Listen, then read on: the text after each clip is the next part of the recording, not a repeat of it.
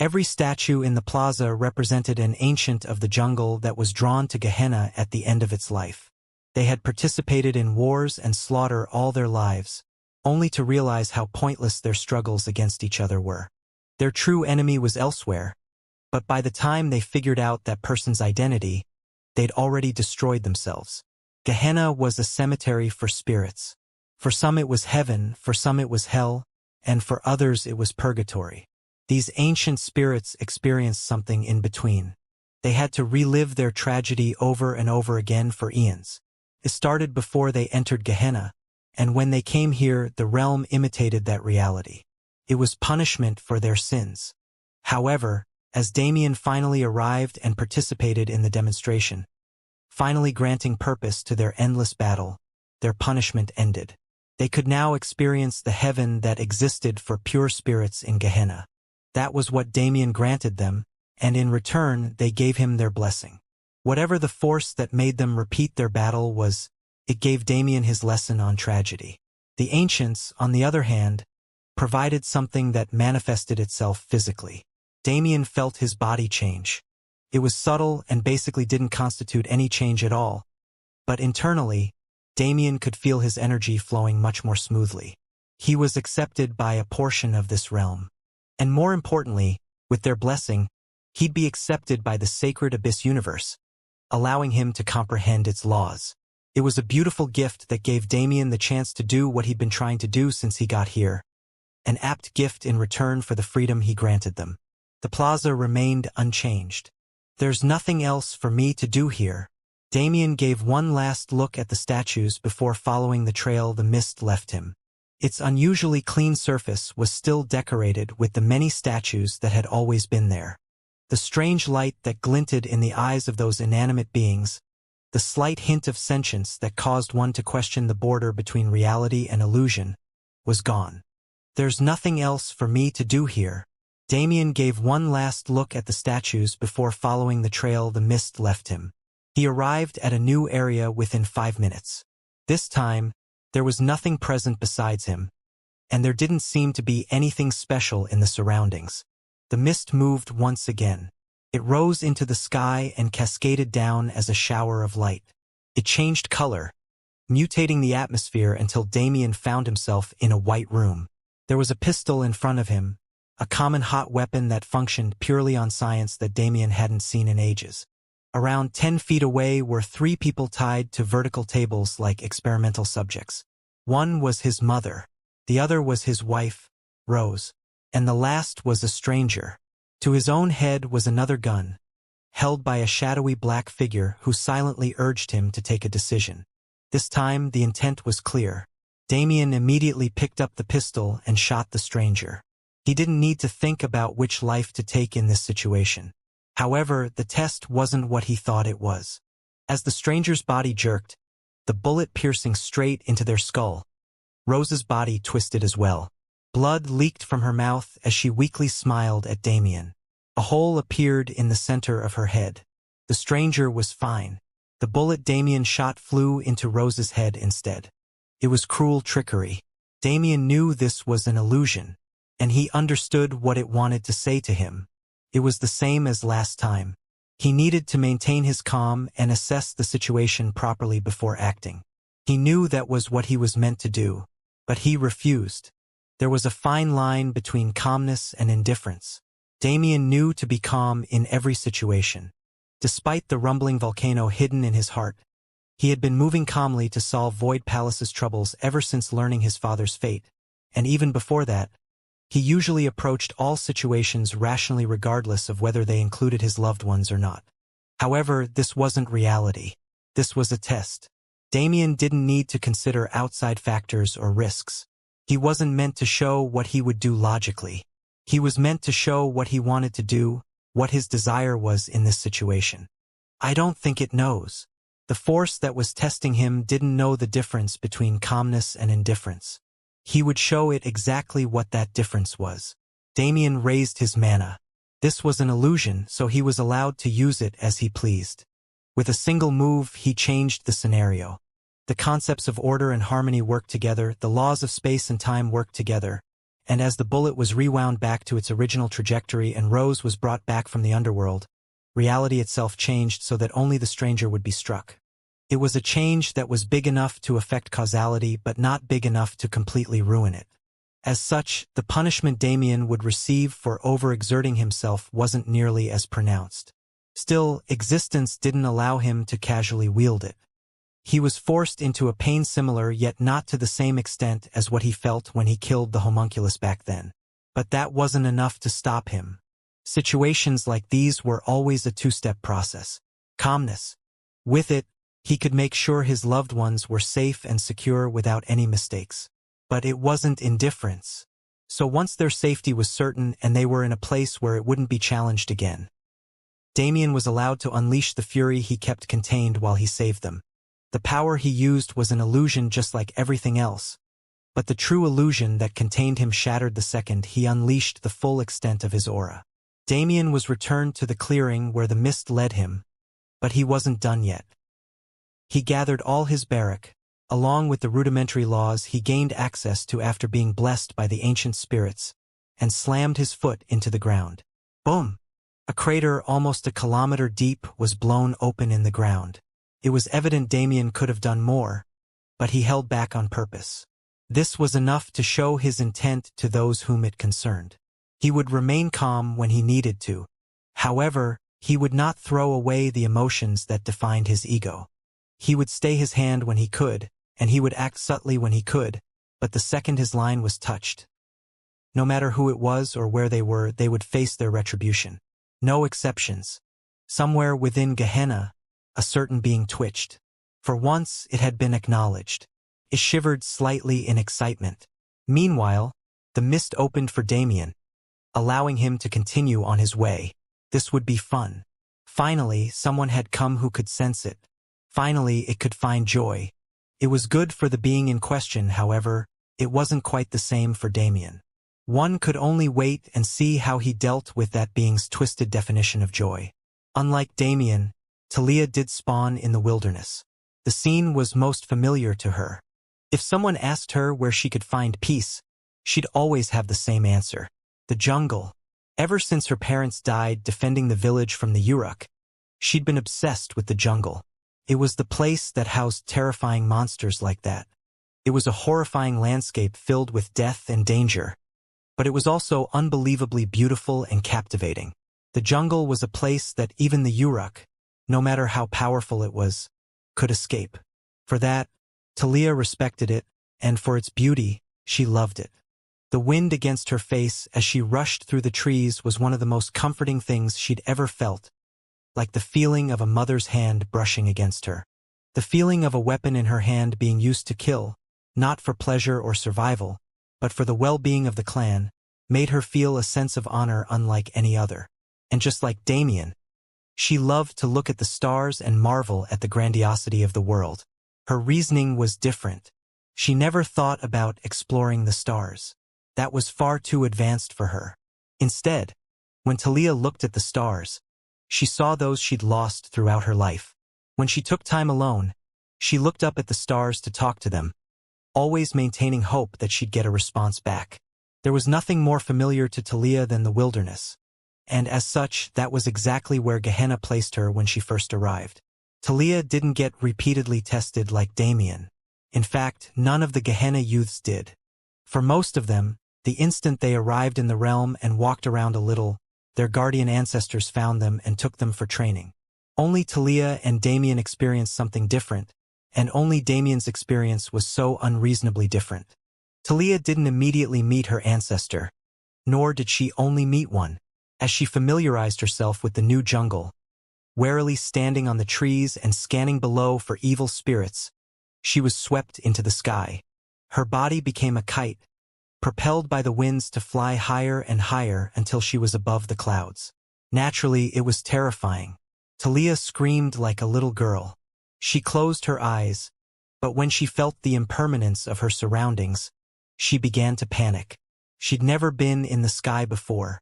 To her, this sacred place was not meant for the human body. If she fell, she died, and if she ascended, she'd meet those who passed long ago. Stuck in this limbo where traditional belief contrasted with reality, Talia was continuously thrown higher and higher until she landed on flat ground again. Or rather, on opaque clouds, a white marble flooring that existed only in the sky. She continued to remain careful. Talia knew much more about Gehenna than Damien. This place wasn't just a spirit cemetery, nor was it just a prison. Gehenna was something bigger.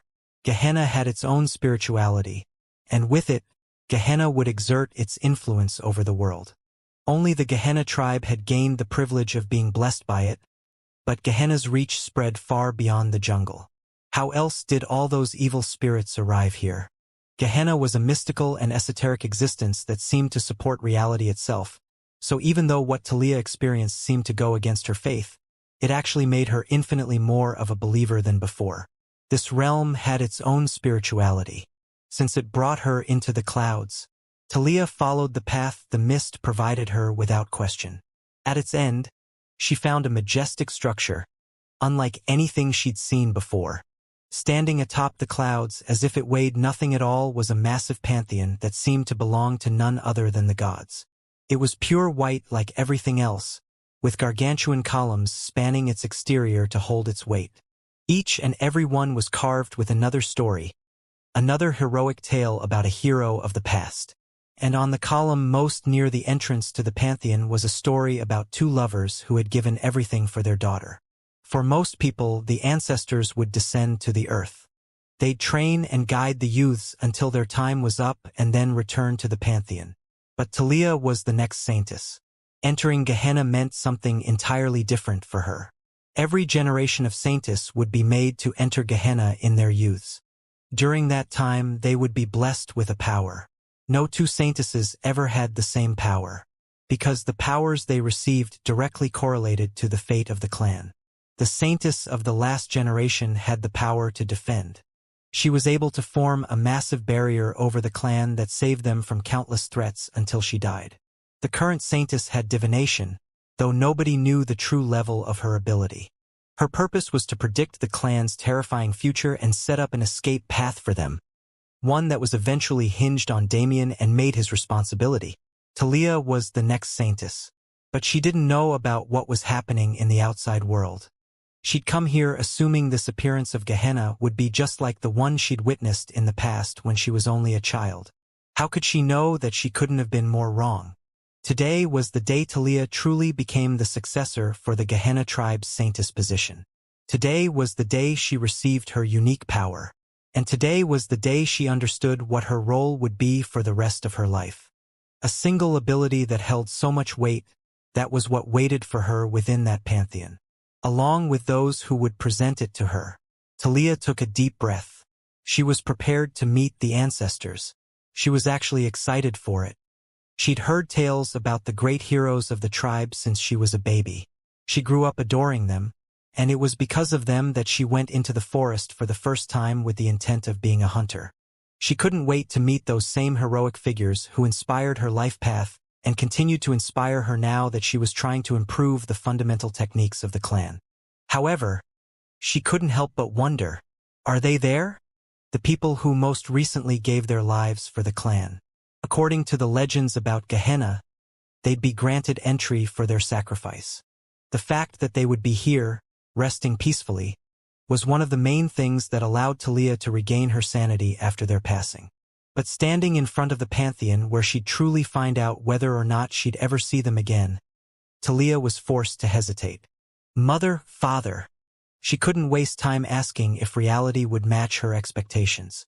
The only thing she could do was walk up those steps and meet destiny herself.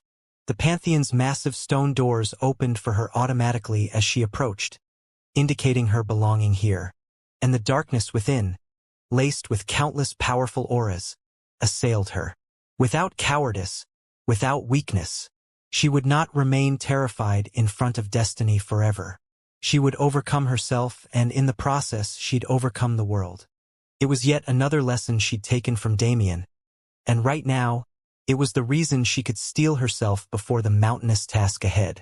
With that mindset and the will to move forward, Talia entered the jaws of fate. Whether what happened inside was considered fortune or misfortune, Well, only Talia herself could decide. Pure human emotion. Unexpectedly, pure human emotion was the so-called theme of this realm. How many days had passed? With the mist blocking the sky and the law of time vague, it was hard to really follow how much time had passed. However, Damien had been tested so many times that he had gotten used to this realm. These tests weren't random. Someone or something was consciously guiding them and choosing what would be tested.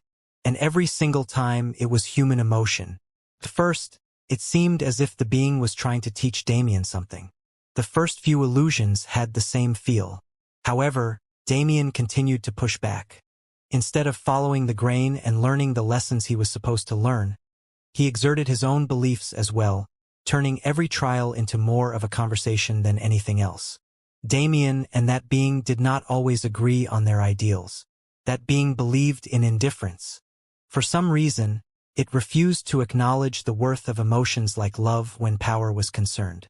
Damien, on the other hand, refused to give up those emotions, instead using them to fuel his power. Which of their opinions was right? Both sides were too stubborn to ever change their beliefs, so it really didn't matter.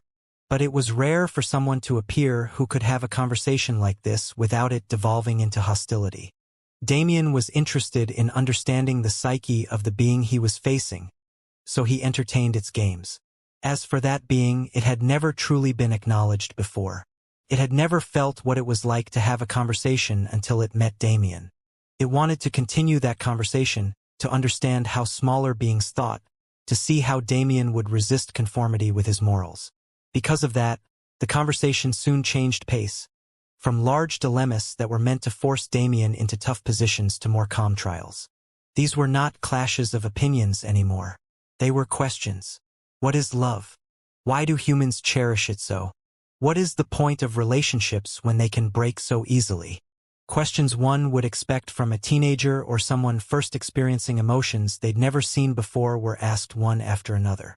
Damien began to doubt the identity of the one he was speaking to, but that being didn't allow him the chance, because it would ask a question like, why do you do so much for other people? And then follow up by asking something along the lines of, if humans are jealous of the vastness of the universe, could the universe hold the same feeling towards the numerosity of existences within it? Damien couldn't necessarily answer the first properly. He did his best to explain what was an inherent and unquestionable feeling for him. However, the second one, that was something he experienced himself. When he spoke to Grand Heaven's Boundaries Universal Core, this was the feeling that was viscerally transmitted through every single one of his words.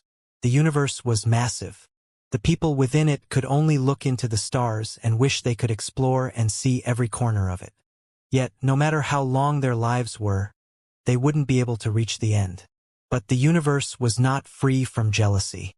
The universe was jealous of just how many existences resided within it. It was envious of the connections they could make with each other and the stories they could create. Now, knowing there were multiple cosmos in existence, Damien didn't know how to feel about this. However, he was made to wonder if the being behind the mist felt similar to the universal core of that time. It wasn't human, that much was certain. Whether or not it was even a living being was questionable. That being wanted to learn about humans but never considered things from the perspective of a human. It seemed to long for the smallest of things, yet it had a supreme understanding of the grander and more vague concepts that plagued the hearts of men. It was a strange being, as if it had experienced everything yet nothing at all. Living a life that could barely be considered a life yet was a life beyond any other. It was a being of contradiction, and that only made Damien want to find it even more. That was why he continued entertaining its little questions and tests. His position was unknown. He'd been walking for ages and in every direction imaginable. It was possible that he was only a few dozen feet from the original plaza he arrived at, but he also could have been several thousands of kilometers away. He really didn't know, until the mist cleared again, leading him into a cave. It was lined with blue crystals that shone in the darkness. They created a path that led deep underground, to a place no other had entered before. Damien followed it to its unassuming end, a scene one would expect from a regular cave. Rather than an illusion, what greeted him there was a hidden pathway. The cave itself folded inward and consumed Damien, bringing him into the space. But even then, he didn't feel much different than usual. Even this place was covered in mist. It swirled around strangely without a breeze to affect it. Unlike the mist outside, the cave mist was pure white, unaffected by external factors. I haven't met a single evil spirit yet, but there's been a few brushes. Every time Damien saw red mist in the distance, it was an evil spirit trying to approach. However, every time an evil spirit approached, the mist would rise up and fight it off, allowing Damien to focus on what he was doing. The mist clearly didn't want their conversation to be disturbed. Is that why it brought me here? Was this the mist's dwelling, the place it was assured would remain secure? There wasn't much to see other than it. The pure whiteness was hazy, but it managed to conceal everything else in the hidden room, if there was anything at all. Damien still glanced around, confused as to what he was meant to do. But as he sat there, he eventually realized it. It danced and swirled. It flew all around like a collection of tiny spirits trying to get Damien's attention. It had been present since the beginning, but because of its form, nobody had ever regarded it as a being that could be communicated with. But Damien had done exactly that, and it brought him here to continue. The mist itself has been my conversation partner this entire time. It was the mist asking him curious questions about human existence and telling him about the myriad wonders of the cosmos. It was the mist that set him up to view the battle of the ancients and learn to keep his calm. And it was the mist that forced those ancient spirits to continue fighting until his arrival. Was it for entertainment? Or was there a deeper purpose behind the actions of this strange being? Nobody could ever know because nobody could recognize it. But that had changed now. And as Damien looked into the mist looked back at him. It was time for them to have a proper conversation. The fact that the mist brought Damien to this place meant that it had already accepted him. When Damien looked at it in what could only be considered its eyes, it lost all resistance it had. A strange scene played out for an audience of none. As Damien sat there, the mist slowly crept towards him. It was shy and tentative, almost doubting every single movement it made, but it still inched closer and closer until it was right in front of Damien's face. There was no difference between this mist and the mist that populated the entirety of Gehenna. However, it still felt different. The wisps around Damien were active, as if they were trying to communicate with him. And as Damien had been communicating with the mist for a while now, he basically understood its purpose. This confused entity was used to being alive. It had obtained spirituality long enough ago for it to understand the mysteries beyond the universe's creation. However, it had been detached from reality that entire time.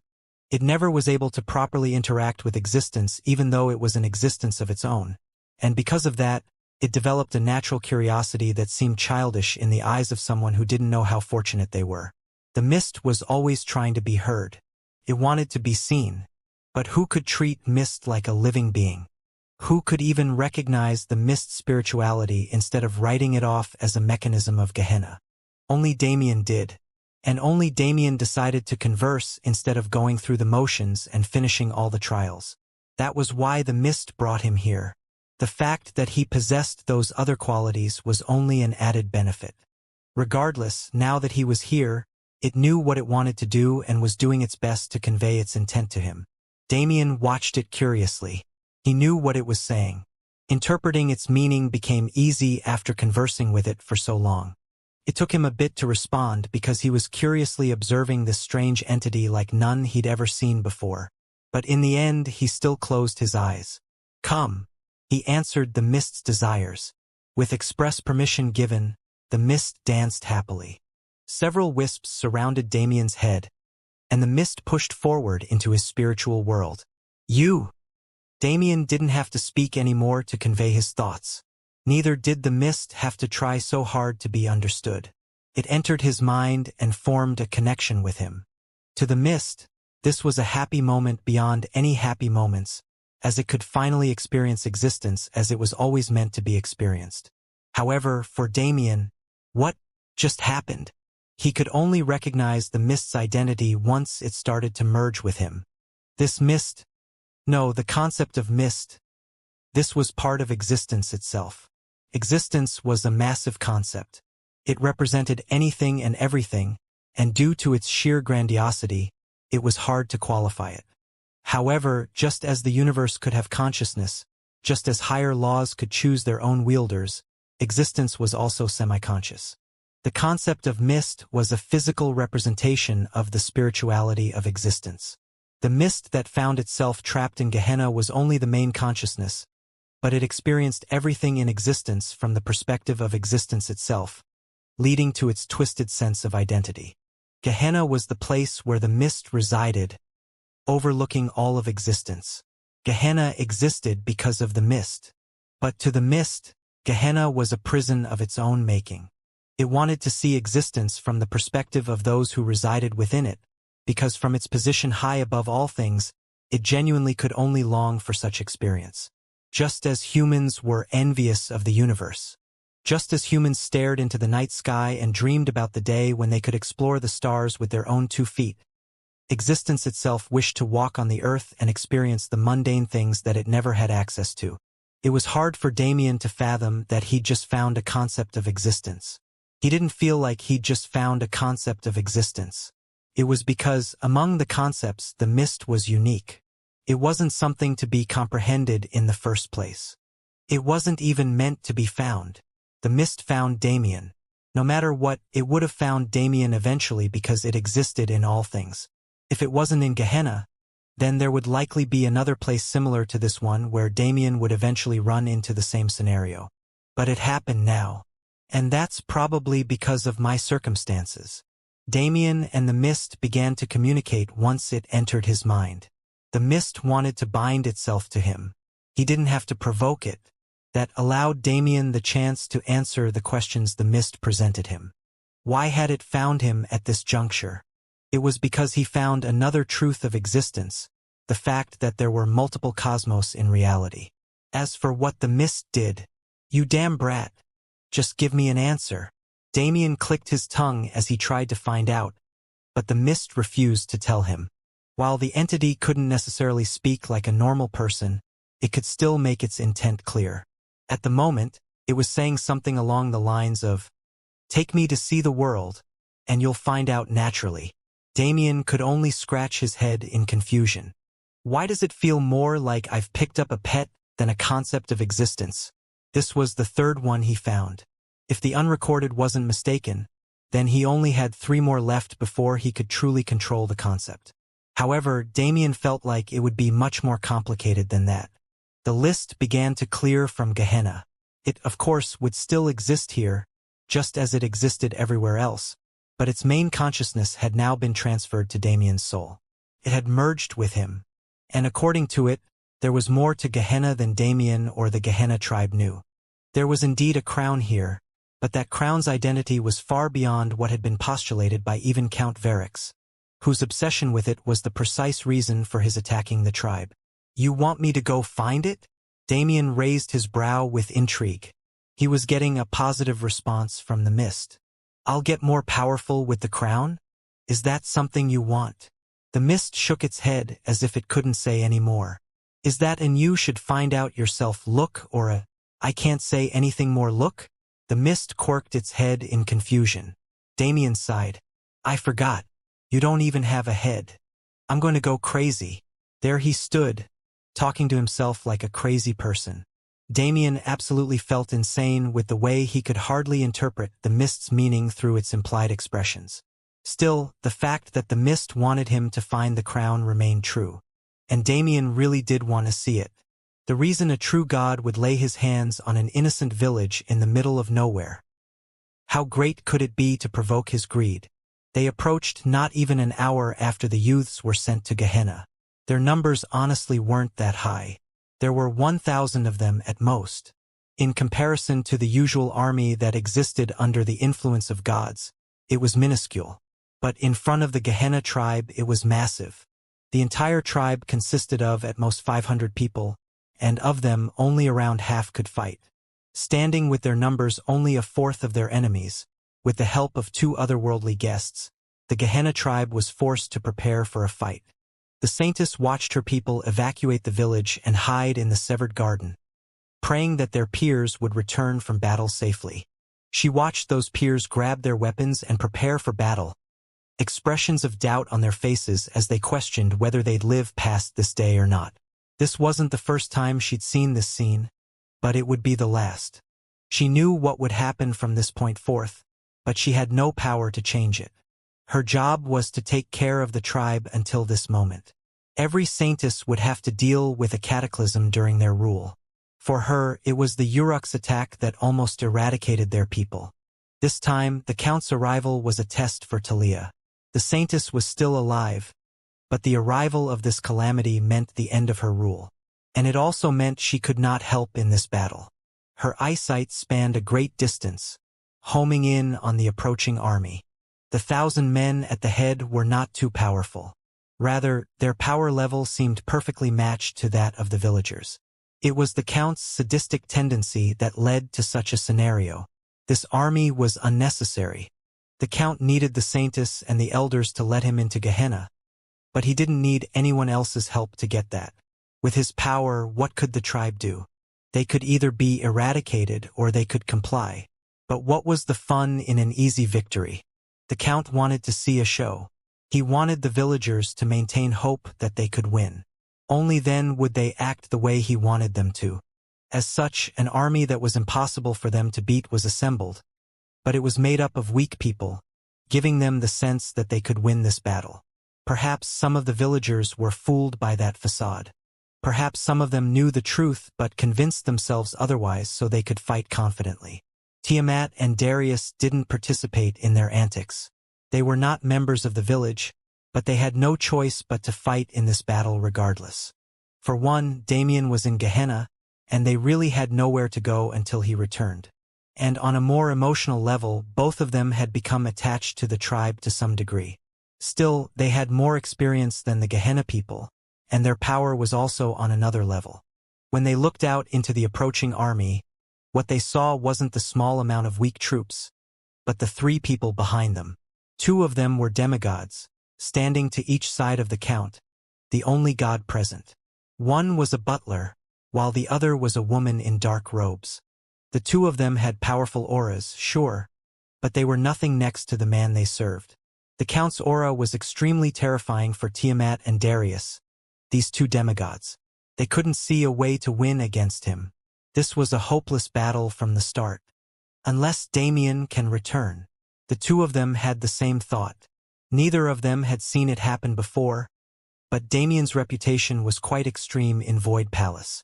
The deeds he did during their 10-year training period had spread far and wide among the people at the main palace. The fact that Damien killed a god was well known, and a huge part of the reason why he was able to take the young lord position so rapidly. There was no way for Tiamat or Darius to know the specifics of true godhood, since nobody had taught them yet, but they believed that Damien could defeat the Count. "We just need to hold off until he shows up," Tiamat spoke. Darius nodded in agreement. They could tacitly understand each other in this situation. It wasn't that hard. The villagers wouldn't be able to deal with the army alone, but they couldn't help, because they had to take the 2 demigods and make sure they couldn't interfere. As for the Count, we can only hope that his personality is like that. Tiamat was used to the Nox. She'd seen how they operated, and if this man was part of the race that created the Nox in their image, it was obvious how he would act too. They never think their arrogance will bring them down. At one point, I didn't either. But at the end of the day, one would always meet one's fate if one lived one's life arrogantly. Okay. The villagers would fight the army, they would take the demigods, and they'd make sure the battle didn't end until Damien appeared. The most important thing was making sure the Count didn't notice anything off. If he believed he was being toyed with, or if he realized someone stronger was coming, there was no guarantee he'd remain arrogant. There was a lot of time. 5 long minutes passed before the army finally arrived at the tribe's borders. It was made up of mostly weak people below 4th class, after all. They stood facing the 250 villagers who readied themselves for the battle. These people didn't come here because they wanted to. When the Count asked for troops, he would get troops. These people were regular farmers and citizens, But they'd been forced to fight in a war they didn't understand the purpose of. They'd been terrified the entire way here, but they kept their mouths shut to keep their lives. Now, seeing their enemies, who looked like a bunch of uncivilized tribe folk who only knew how to use primitive weapons, their eyes glinted with hope. If it was just this much, they could survive and return to their families. On top of that, they'd received a reward that would help them live much more lavishly than before. They didn't know what crimes the villagers had committed. They didn't know how this tribe in the middle of nowhere managed to offend the count. But it didn't matter. They also had livelihoods. They also had families to return to, so they couldn't think about the livelihoods and families of others anymore. It was a war where neither side wanted to fight. It was a war that existed only for the pleasure of a single man. But it was a war that would take place nonetheless. The count grinned. His eyes were on the Saintess. Nobody else had worth in his eyes. "It has been a long time, Saintess," he said, his voice dark and malevolent. He grinned, his aura blackening the sky. "This time will be different. This time, I have prepared a festival just for you." He raised his hand, memories flashing through his head. "You will give me Gehenna. Otherwise," his army began its charge. "I will take everything from you instead." Every battle ended in tragedy. There wasn't such a thing as a fight where nobody got hurt. It didn't matter who was good or who was evil. In the end, everyone would end up mourning someone they lost. In this battle, that tragedy was even more prevalent. There were indeed only 250 fighters on the Gehenna tribe's side, and they were definitely weak by the standard of someone like Damien.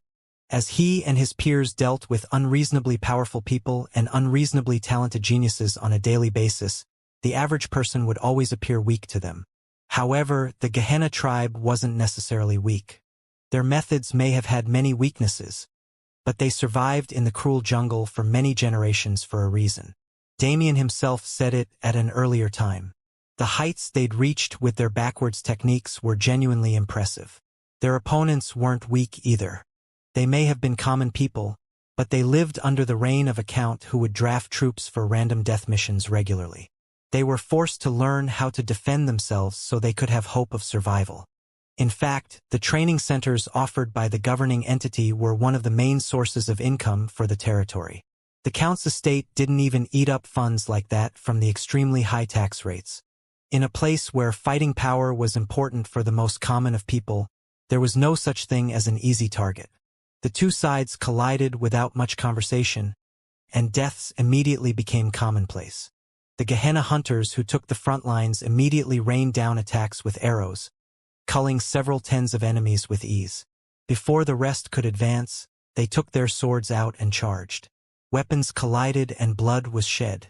Body parts and chunks of flesh and blood started to paint the jungle soil, creating the foundation of what would soon evolve into a huge mosaic of crimson.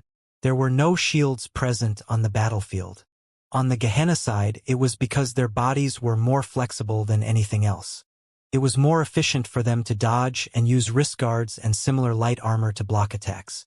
As for the enemy troops, well, with a sadistic count leading them, it was granted that they wouldn't be given shields.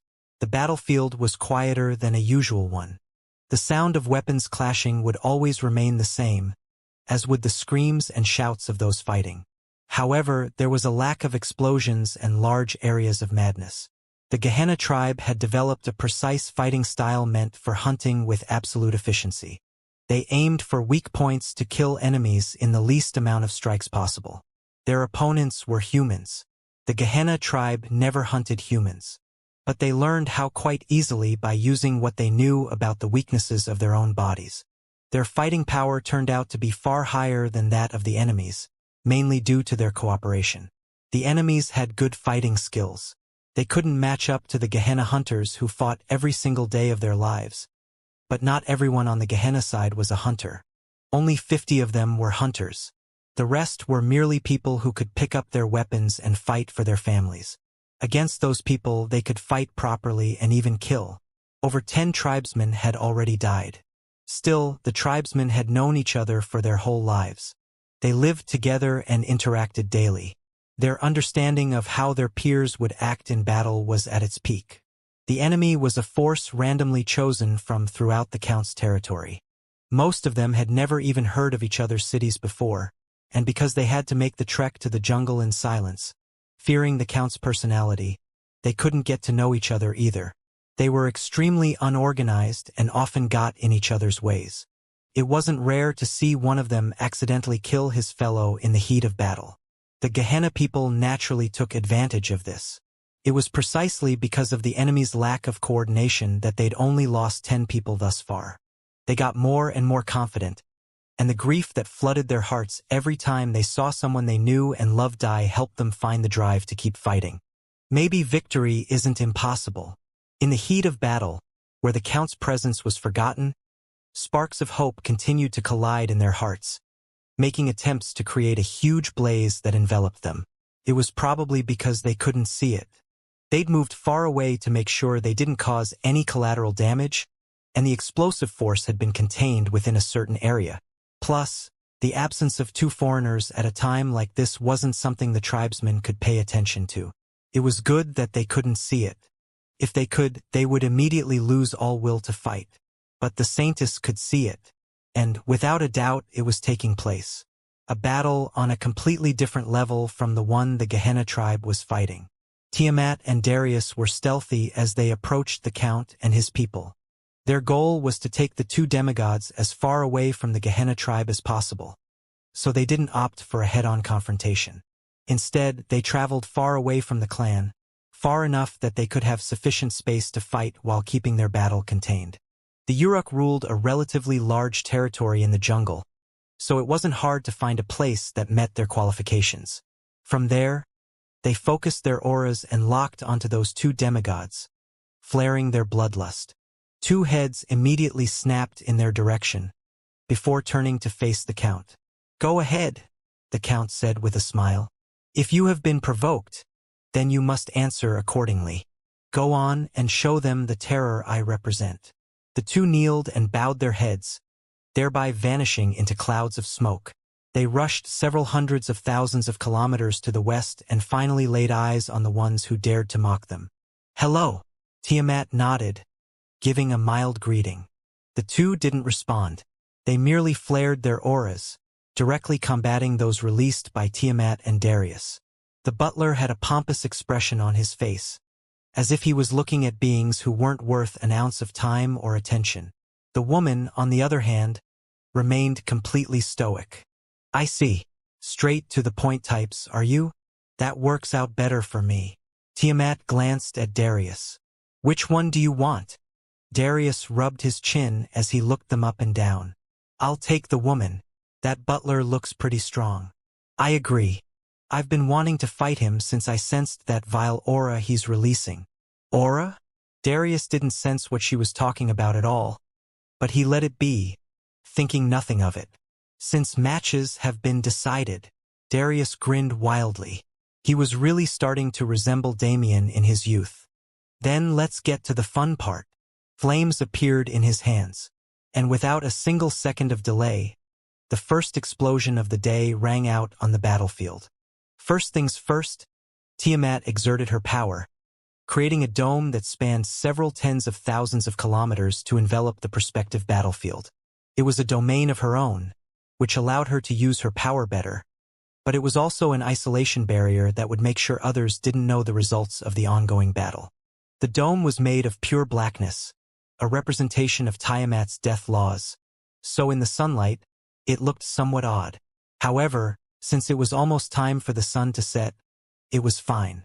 The barrier would eventually blend in with the surroundings. Darius was the one who attacked first. His sun and moon divine flame, which was actually just the sun flame at the moment, filled the atmosphere and pushed the woman in the dark robes back. Meanwhile, Tiamat approached the butler, provoking him into following her further away. It didn't take much for him to respond. Cairo had been the Count's butler for a very long time now. If anyone knew how the Count liked things done, it was him. While Count Varix was indeed a sadist that enjoyed watching people suffer, he wasn't someone who allowed loose ends. If he saw an enemy that would be a variable in his plans, he would make sure they were eliminated as soon as possible. These two demigods who provoked him and Kaisa were obviously not members of the Gehenna tribe. One of them even had the skin of an otherworlder. It was impossible for him to know why they decided to provoke him, but regardless of their reasoning, they were variables that needed to be eliminated. He would respond to provocation with action. In the end, it was all the same. But as he approached the woman who called him out, a strange feeling enveloped him. It was a feeling of familiarity, yet one of equal hostility. It was a disgusting emotion that he couldn't name. It almost felt like submission. His eyes narrowed as he stared at her. She certainly had the appearance of a noble. Compared to some of the other women he'd seen in the Count's circle, she was even more beautiful, and that was putting aside her dominating aura. It was rare to see people who looked like her, even rarer than seeing someone who had a skin condition and ended up looking like a foreigner from the other world.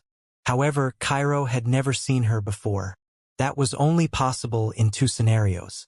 The first, she was related to the dark god himself. Laughable. It left only the second scenario for him to take as truth. She merely had the appearance without any of the class. If so, he had even more reason to kill her. His body flickered.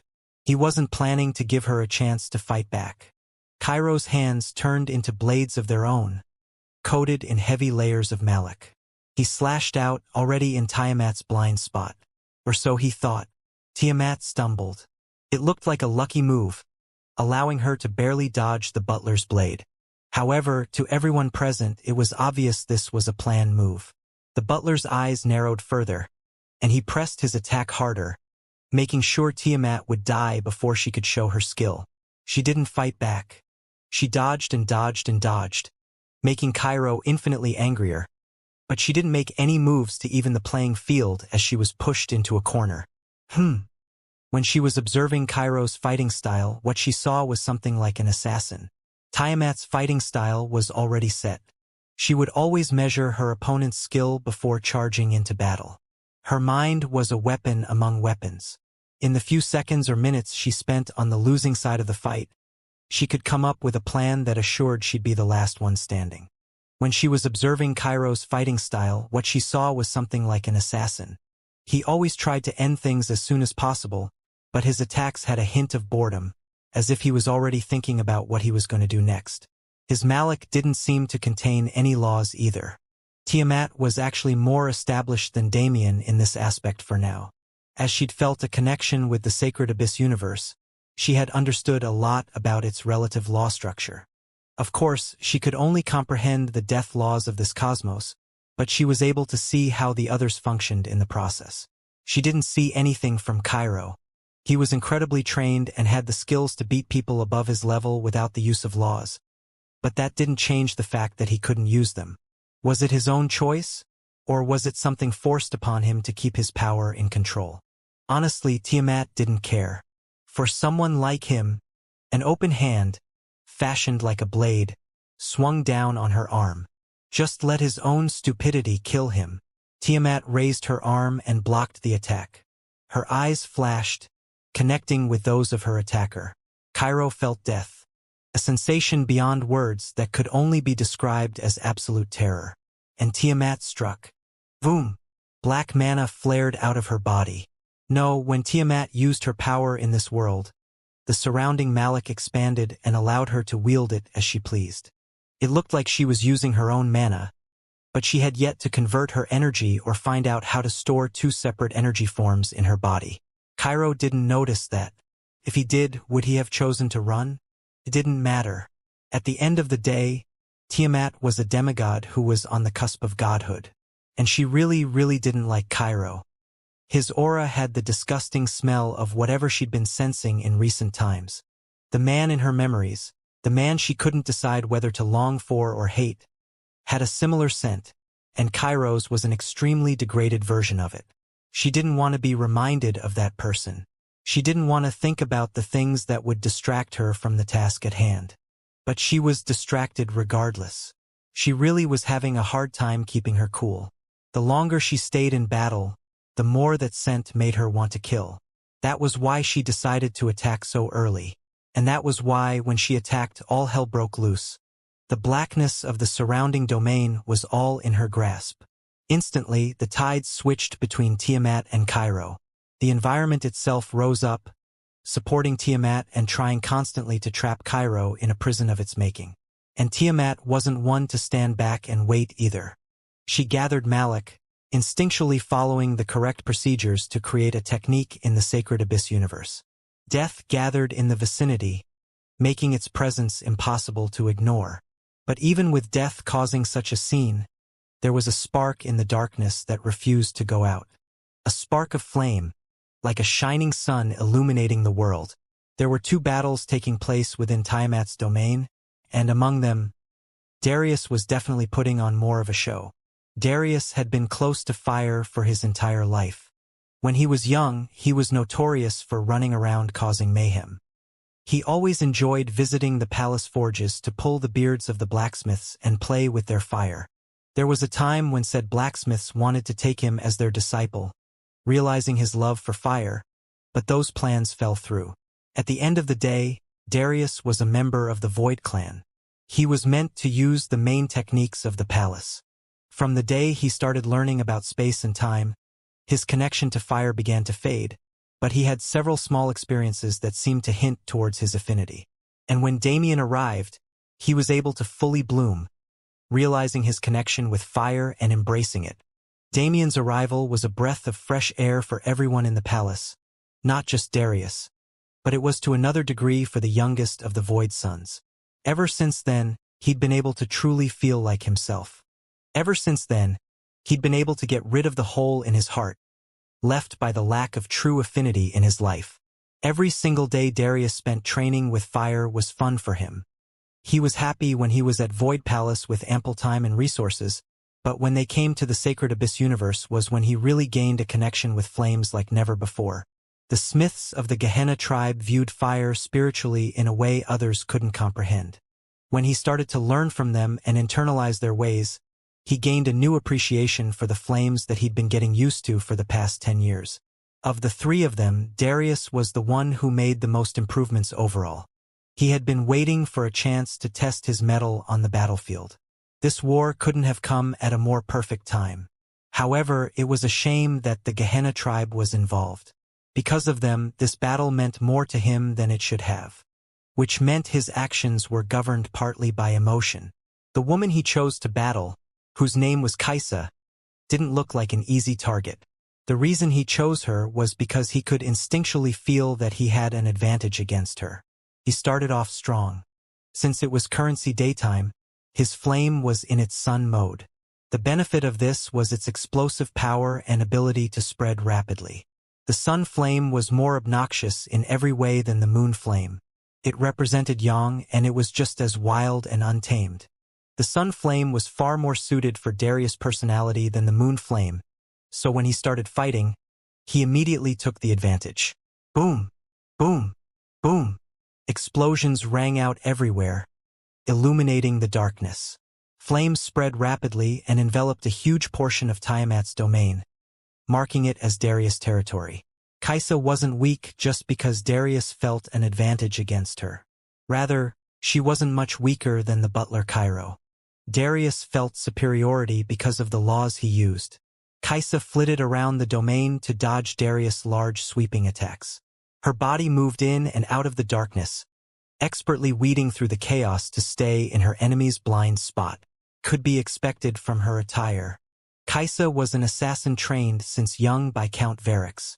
In line with her career, she used darkness laws. Darkness and shadow were the 2 laws used most by assassins. Shadow had 2 sides, but not everyone could use them like Zara, which usually left darkness as being considered the best affinity for an assassin. The problem with darkness was that it was a force leaning absolutely to one side. Unlike a shadow affinity, which had a natural resistance to many light elements, darkness had its enemies.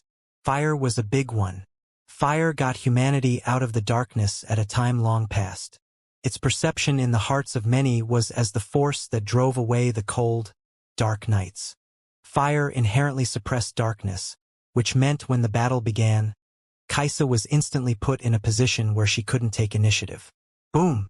Boom! Boom! Boom! She was able to survive because of her experience, but it wouldn't be long before the fire consumed too much area and forced her into the light. Kaisa was observing her enemy closely. Darius seemed reckless. He was obviously good with fire, but his mentality seemed to be prone to rushing and not properly thinking through things before acting. She, as an assassin, wasn't somebody who fought directly. Her style was discreet, and just like the butler, she aimed to kill her opponents in a single attack. However, unlike her male counterpart, she didn't look down on anybody. She had been looked down upon for her entire life, whether by her peers or her employers. She was well aware that she could kill most of them quite easily if she wanted to. And she was aware that she couldn't be the only powerful person in the world. She was taking a similar position to Tiamat as the battle began, but unlike Tiamat, she didn't start attacking soon. She, instead, continued to wait. Could her hesitation be considered indecisiveness? Perhaps in the eyes of some, Kaisa was too afraid of the suppression she felt from the flames and refused to move forward because of it. In part, they'd be correct, but Kaisa's mind went deeper than that. Darius was the reckless type. If she could bait him into making a huge move and leaving an opening for her, she was confident in taking him down. Because she hadn't been dodging without attacking. She'd actually sent out several probes of Malik to judge Darius' perception. As of now, he couldn't sense her energy unless it was in an amount far higher than what she needed to kill him. The opportunity would come to her as long as she waited. It was even better if the enemy thought her a coward. Darius was throwing flames pretty wildly. It was the best way to use the sun flame. Unlike the moon flame, the sun flame didn't like to be controlled. It would listen to its owner, sure, but it would be sure to cause mayhem in the process. As such, the best way to use it was to just let it do as it pleased. Darius loved blowing things up. He was more than happy to blow up the environment in a way that his enemy could only interpret as recklessness if it meant using his flame properly. The sun flame may have been wild, but it was still a flame with an owner. As Kaisa moved around, trying to avoid it, it set its proverbial eyes on her. It watched her and stalked her movements, waiting and watching as it enjoyed the struggles of the prey it planned to consume. The flames grew bigger and bigger, creating massive pillars that reached the sky. It crashed around like a tidal wave, and as it all gathered in one place, Kaisa saw her opportunity to strike. Her body started to flicker. She rushed forward with all the speed she had access to, practically teleporting through the darkness. She was behind Darius before he could notice her presence. The sun flame was too busy running wild to attack her before she could reach him. She pulled out a knife, coated with a poison of darkness that would immediately dull Darius' power. She stabbed out, aiming for his throat. Swoosh! The blade swept through the air. But there was one thing Kaisa forgot to consider before she made her move. She may have been able to use darkness to her advantage, but the darkness here was not natural. This darkness had an owner, and that owner was very happily preying on her downfall. The moment Kaisa arrived behind him, Darius grinned. Perfect. He clapped his hands. They came together at the exact moment before Kaisa's blade pierced his neck. And the sun flame responded. The massive columns disappeared, and instead, a powerful spout of lava-like flames burst out from underneath Darius' feet and swallowed both him and Kaisa. The woman immediately screamed. Darius was immune to the flames, but Kaisa wasn't anything close to it, especially when the flames in question were heavenly flames from another cosmos. Darius grinned, spinning around and grabbing her by the throat. Her dark cloak was burned away, revealing her beautiful appearance and figure, but Darius wasn't fazed. Damien was quite thorough in training him. Knowing Darius was still a hot-blooded youth at heart, Damien made sure he was taught not just how to use his power properly, but on how to be a proper man. He couldn't be affected by beauty or unwanted emotion when he didn't need to be. For that purpose, he had to learn how to separate his emotions into those he wanted and those he wanted to throw away. Perhaps a decade ago, Darius would have hesitated seeing this woman almost naked in front of him, but he didn't have any of those feelings anymore. This was an enemy, and enemies could not be shown mercy. With sharpened eyes, he flared his flames, exponentially increasing the surrounding heat. Kaisa's skin began to melt off. She used Malik to slow down the burning and save herself, but her main focus was on finding a way to escape. She now understood how disadvantaged she was. The surrounding darkness belonged to the enemy. If she tried to move through it, she'd immediately give away her position, which would be shared with Darius. If she wanted to kill him, she needed to do it now, at a time when her loss was the expectation from everyone present. She gritted her teeth and endured the pain. Darkness began to creep out of her body. It was the darkness in her heart and soul, formed through the endless suffering she'd experienced at the hands of many powerful figures. Most of them were dead. As they died, however, the darkness in her heart faded. So Kaisa stopped killing them. She left them alive so the seething hatred she felt could continue to fuel her power. And the man who made her feel such emotion most viscerally, that was the man she decided to dedicate her loyalty to. Because just as much as she hated him, she couldn't help but love him. Malice, hatred, and twisted emotion created darkness beyond darkness, a force that Kaisa could control even better than she could regular darkness. Damien always said pain was power, but Kaisa took it to another level. She allowed herself to suffer constantly, because only in suffering could she make those she despises suffer as well. The new darkness oozed like sludge. As it came out of Kaisa's pores, it swallowed the surrounding flames, trapping them in a prison without light. Kaisa turned into a blob of blackness. Her physical body melted into the substance, allowing her to maneuver in ways a human could never imagine. Darius' eyes widened at the sight he didn't expect. He took several steps back as the blackness got closer to him. It was already on his body, since he was holding onto Kaisa's throat when she turned, and as he tried to use the sun flame to burn it away, he frowned. Dangerous! His eyes went up to the growing blackness. He could sense the twisted insanity within that mass. It was far deeper and more cynical than anything he'd seen before. I can't burn it. His flames weren't strong enough to compete against such malevolence. Damn it! He almost had it. The fact that he lost it at the last moment irked him, but he had been learning to control his emotions. He focused on the battle. His inherent battle instinct, the one Damien himself praised, was telling him to retreat. He had no choice but to follow what it told him. He took several steps back, covering his retreat using the sun flame. Kaisa had grown massive in the few seconds it took for him to make that decision. She was like a tsunami that melded into the surrounding blackness, charging forth with such stealth that one wouldn't recognize one was within it even after being swallowed. Darius knew that even he would be heavily injured if he was struck by that. He varied his path, making it hard for Kaisa to track him. At the same time, he enveloped himself in flames to burn off the small bits of darkness that had stuck to him. If she could possess those, his life would be over. It was absolutely integral to make sure no part of it could reach him. Darius' eyes narrowed. He stopped in his tracks, stomped his foot into the ground, and summoned the height of his flames. They formed a huge tsunami to fight against the one approaching, and as they met, the atmosphere itself exploded under pressure. Boom! The sun flame wasn't good for a battle like this.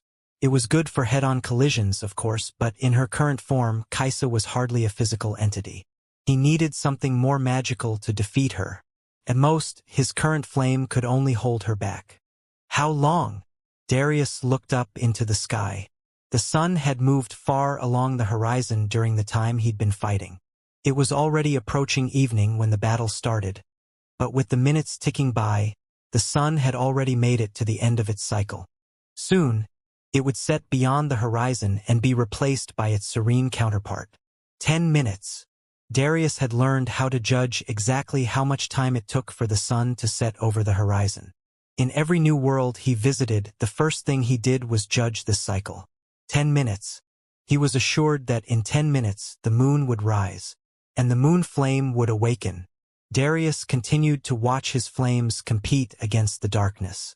The physical weight of the flames created the wall they represented, but they weren't actually able to burn much of Kaisa's darkness. Small flecks could be destroyed, but a mass like that wasn't something it could handle in its current form.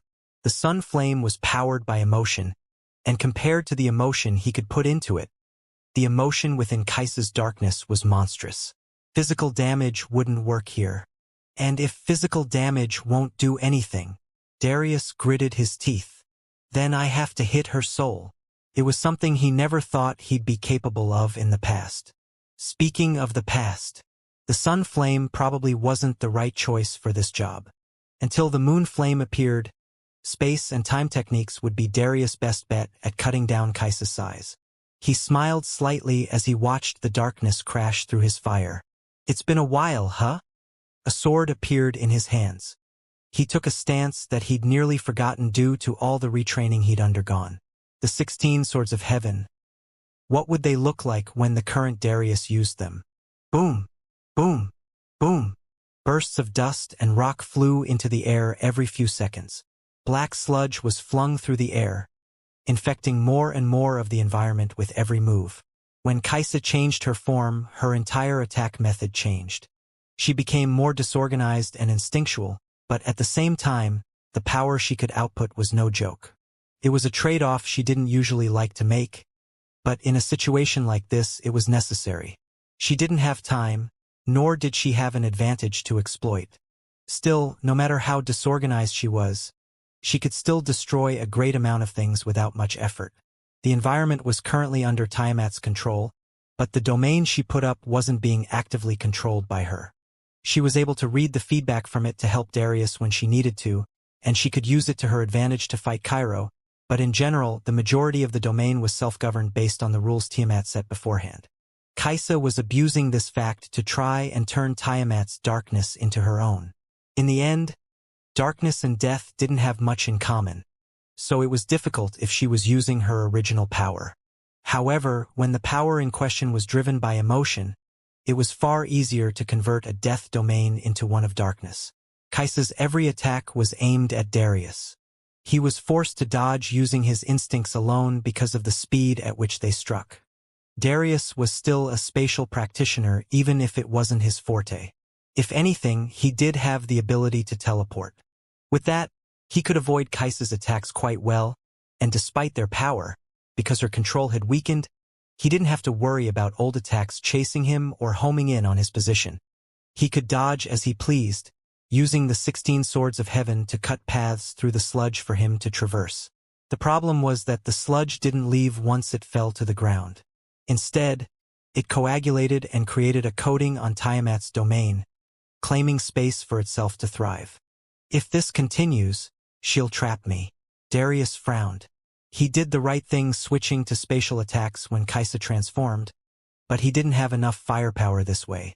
He was forced to continue teleporting around, wasting his energy reserves. Since he couldn't use Malik like Tiamat and Damien, he was truly limited in what he could do once he ran out.